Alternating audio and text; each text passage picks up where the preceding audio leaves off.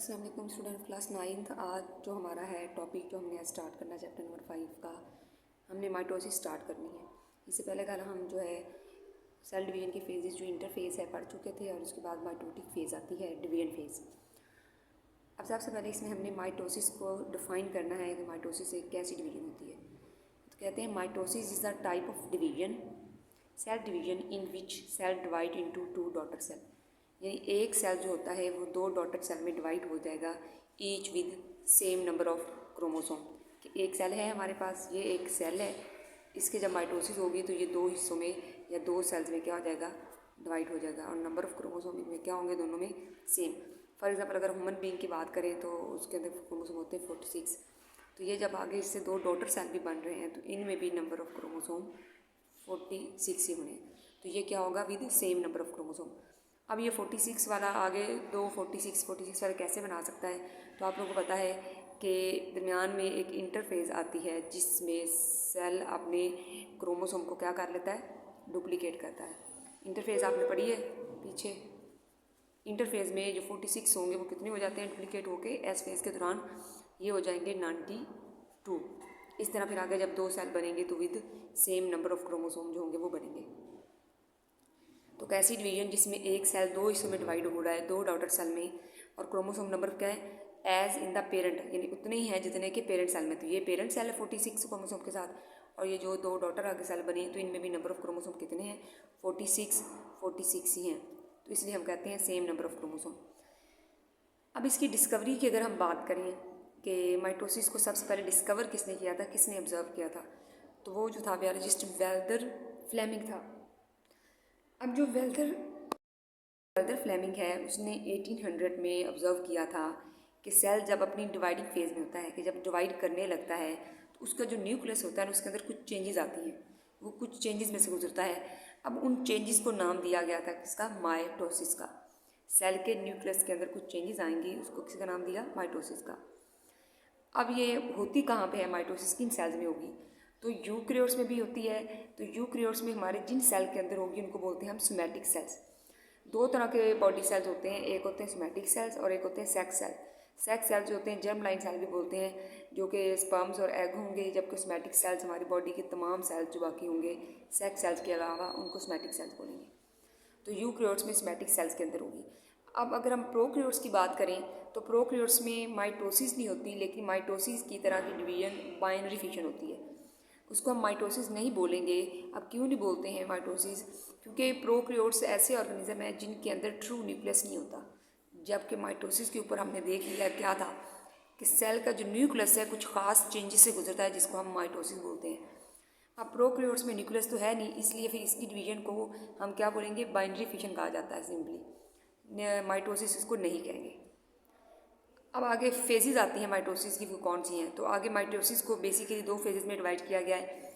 एक है कैरियोकाइनेसिस और एक है साइटोकाइनेसिस। यहाँ पे वर्ड जो कैरियो, इसका मतलब होता है न्यूक्लियस। तो जब डिवीजन ऑफ न्यूक्लियस होगी इसको हम क्या बोलेंगे, कैरियोकाइनेसिस बोलेंगे। देखिए एक सेल दो हिस्सों में मुश्तमिल होता है, ये न्यूक्लियस इसका हो गया जो मैंने पहले बनाया, ये इसका न्यूक्लियस, ये इसका क्या है बाकी सारा साइटोप्लाज्म। तो पहले सेल का न्यूक्लियस डिवाइड करता है।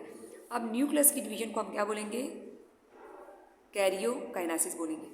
जब न्यूक्लियस डिवाइड कर जाता है सेल का तो उसके बाद बारी आती है साइटोप्लाज्म की। तो डिवीजन ऑफ जो साइटोप्लाज्म होती है उसको हम क्या बोलेंगे, साइटोकाइनेसिस बोलेंगे।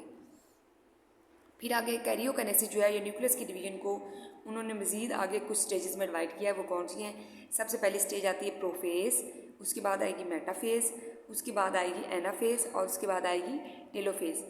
4 स्टेजेस में कैरियोकाइनेसिस को मज़ीद आगे जो है वो डिवाइड किया है। आज हम जो है प्रोफेज की फिर आगे जो है डिटेल लेंगे। अच्छा, प्रोफेज जो है कैरियोकाइनेसिस की हमारी सबसे पहली स्टेज है। इसमें क्या होता है कि कुछ जो चेंजेस इसके अंदर न्यूक्लियस के अंदर आएंगी वो हमने देखनी है। ये जो मैं लिखी है पॉइंट्स में, इनको देखें ज़रा क्या क्या चेंजेस आती हैं। सबसे पहले जो चेंज है कंडेंसेशन ऑफ क्रोमाटिन, कि जो अंदर मटेरियल पड़ा है जिसको हम जेनेटिक मटेरियल करते हैं बोलते हैं, वो कंडेंस होता है। कंडेंस मतलब वो थिक हो जाएगा, यानी इस फॉर्म में अगर थ्रेड लाइक फॉर्म में है तो वो कंडेंस होकर इस फॉर्म में आ जाएगा, अपनी क्रोमोसोम की कंडेंस फॉर्म जो है उसको इख्तियार कर लेगा। अब क्यों मैंने यहाँ क्रोमोसोम जो है वो 2 क्रोमेटिड के साथ बनाया है, ये क्यों बनाया है कि पीछे इंटरफेज में जब एस फेज थी तो उसमें क्रोमोसोम जो है डुप्लीकेट हो चुके थे, इसलिए वे कहते हैं कि each chromosome consist of 2 chromatid. 2 chromatid के साथ जो क्रोमोसोम मुश्तमिल होगा, क्यों होगा? क्योंकि जो हमारे क्रोमोसोम हैं वो एस फेज में डुप्लीकेट हो चुके थे, इसलिए यहाँ पे अब जो क्रोमोसोम है वो 2 क्रोमेटिड के साथ है। पहले वरना ये इस फॉर्म में होना था अगर मैं इसको कंडेंस ये, लेकिन अब जो है डुप्लीकेट हो चुका है तो इस फॉर्म में। अगला पॉइंट यहाँ पे किनेटोकोर है। अब किनेटोकोर क्या है? किनेटोकोर ये एक ऐसा पॉइंट है ये जहाँ पे ये सबसे पहले ये जो 2 क्रोमोसोम जहाँ पे आपस में 2 क्रोमेटिड अटैच है, इस पॉइंट को बोलते हैं सेंट्रोमेर बोलेंगे। इस पॉइंट को क्या बोलेंगे? सेंट्रोमेर। सेंट्रोमेर ये है और सेंट्रोमेर के ऊपर इस तरह एक प्रोटीन का स्ट्रक्चर होता है, यहाँ पे पॉइंट है, इस पॉइंट को हम बोलते हैं काइनेटोकोर पॉइंट। ये कॉम्प्लेक्स प्रोटीन का स्ट्रक्चर होता है। ये वो पॉइंट है क्रोमोसोम के ऊपर जहाँ पे इस पे आके स्पिंडल फाइबर अटैच करती हैं। स्पिंडल फाइबर क्या है? कल भी बताया था आप लोगों को, थ्रेड लाइक स्ट्रक्चर होते हैं जो क्रोमोसोम को डिवाइड करेंगे। तो यहाँ पे इस तरह मैं अगर रफ सा बनाऊँ, ये स्पिंडल फाइबर फॉर एग्जाम्पल है, तो ये स्पिंडल फाइबर जो होंगी इस पॉइंट से आके अटैच करती हैं क्रोमोसोम को, जिसको हमने काइनेटोकोर पॉइंट बोला है। फिर ये क्रोमोसोम को डिवाइड कर देंगे। अगला पॉइंट क्या होता है? एक हमारा जो सेल है उसके अंदर 2 न्यूक्लियस के ऊपर 2 सेंट्रियोल होते हैं।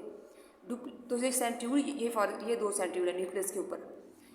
अब प्रोफेज के अंदर जो सेंट्रियोल है ये भी डुप्लीकेट होकर आगे क्या करेंगे? प्रोफेज में क्या करेंगे? ये ऑपोजिट पोल पे मूव करना शुरू कर देंगे। यानी ये डुप्लीकेशन हुई सेंट्रियोल्स की और मूव टू ऑपोजिट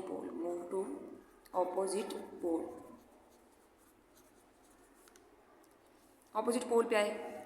अब ये ऑपोजिट यहाँ पे ये 2 हैं, अब यहाँ पे ये 2 ऑपोजिट डुप्लीकेट हुए, 4 हो गए, एक इधर चला गया, 2 एक पेयर इधर चला गया।